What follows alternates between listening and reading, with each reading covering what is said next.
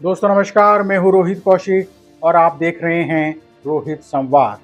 दोस्तों, झारखंड के चाईबासा की एमपी एमएलए विशेष अदालत ने आज यानी 6 अगस्त को राहुल गांधी को आपराधिक मानहानि के एक मामले में जमानत दे दी।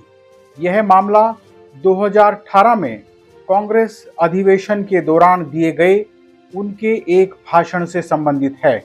इस भाषण के आधार पर राहुल गांधी पर आरोप लगाया गया था कि उन्होंने अमित शाह के खिलाफ विवादित बयान दिया था।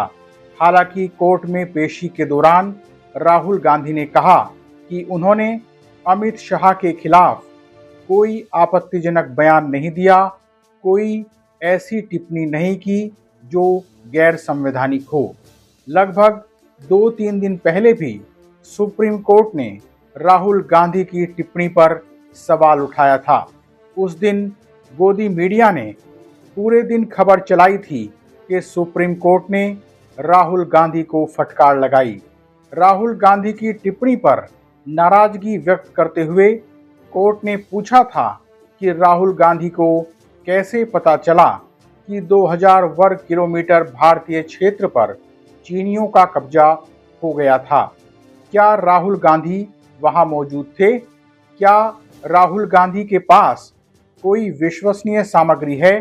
कोर्ट ने कहा था कि अगर आप सच्चे भारतीय होते तो ऐसा नहीं कहते। दोस्तों, सुप्रीम कोर्ट की इस टिप्पणी पर अब विवाद हो गया है।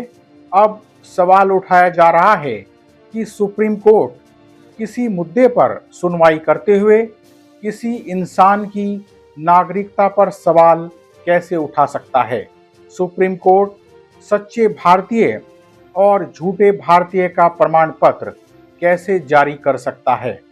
सुप्रीम कोर्ट की सच्चे भारतीय वाली टिप्पणी पर प्रियंका गांधी ने भी सवाल उठाया और कहा कि माननीय जजों का पूरा सम्मान रखते हुए मैं यह कहना चाहती हूं कि वे यह तय नहीं करेंगे कि सच्चा भारतीय कौन है।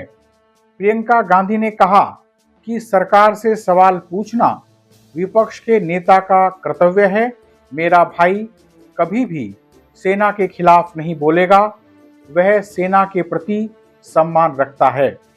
भाई की बातों का गलत मतलब निकाला गया।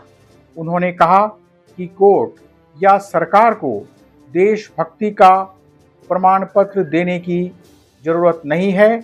कोर्ट या सरकार देशभक्ति का सर्टिफिकेट जारी नहीं कर सकते। राहुल गांधी ने हमेशा सेना का सम्मान किया है।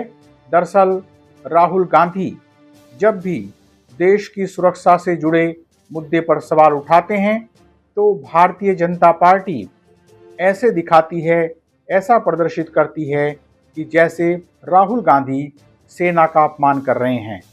चीन भारतीय सीमा में किस तरह की गतिविधियां करता रहता है, यह किसी से छिपा हुआ नहीं है। चीन ने कई बार भारतीय सीमा में प्रवेश कर निर्माण करने की कोशिश भी की। कुछ समय पहले जब राहुल गांधी ने पहलगाम में मारे गए पर्यटकों के संबंध में सुरक्षा का मुद्दा उठाया था तो भी भारतीय जनता पार्टी ने ऐसा दिखाने की कोशिश की थी कि जैसे राहुल गांधी सेना का अपमान कर रहे हैं।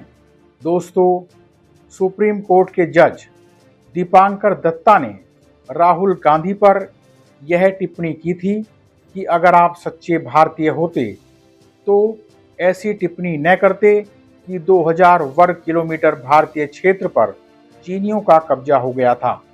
कांग्रेस का कहना है कि 2014 में हिंदुस्तान का कितने वर्ग किलोमीटर का क्षेत्रफल था और आज 2025 में हिंदुस्तान का कितने वर्ग किलोमीटर का क्षेत्र है। आप इस चीज़ को देखिए, यह अंतर देखिए तो आपको अपने आप मामला समझ में आ जाएगा। अब सुप्रीम कोर्ट के जज दीपांकर दत्ता की विचारधारा पर भी सवाल उठ रहे हैं। दीपांकर दत्ता पहले भी राहुल गांधी को टारगेट कर चुके हैं। दीपांकर गुप्ता ने राहुल गांधी को सावरकर के खिलाफ न बोलने की हिदायत दी थी, जबकि सावरकर के बारे में सारी जानकारी पहले से ही मौजूद है, पहले से ही उपलब्ध है कि उन्होंने अंग्रेज़ों से माफ़ी मांगी थी और अंग्रेज़ों से पेंशन ली थी। इस समय दीपांकर दत्ता की एक तस्वीर काफ़ी वायरल हो रही है। इस तस्वीर में दीपांकर गुप्ता महाराष्ट्र के मुख्यमंत्री देवेंद्र फडणवीस और एकनाथ शिंदे के साथ खड़े नजर आ रहे हैं। क्या किसी जज का एक विचारधारा से जुड़े राजनेताओं के साथ इस तरह का संबंध उचित है? अब यह सवाल भी उठ रहा है कि क्या किसी जज को फैसला देते हुए इतना बोलना चाहिए कि एक आम आदमी को भी यह समझ में आ जाए कि जज साहब एक राजनीतिक दल के प्रभाव में बोल रहे हैं। आज इतना ही। आपसे विनम्र निवेदन है कि आप हमारे YouTube चैनल रोहित संवाद को सब्सक्राइब करके और हमारे फेसबुक पेज रोहित संवाद को फॉलो करके जन सरोकार की पत्रकारिता को अपना समर्थन दें। जल्दी ही मिलेंगे एक नए मुद्दे के साथ। नमस्कार।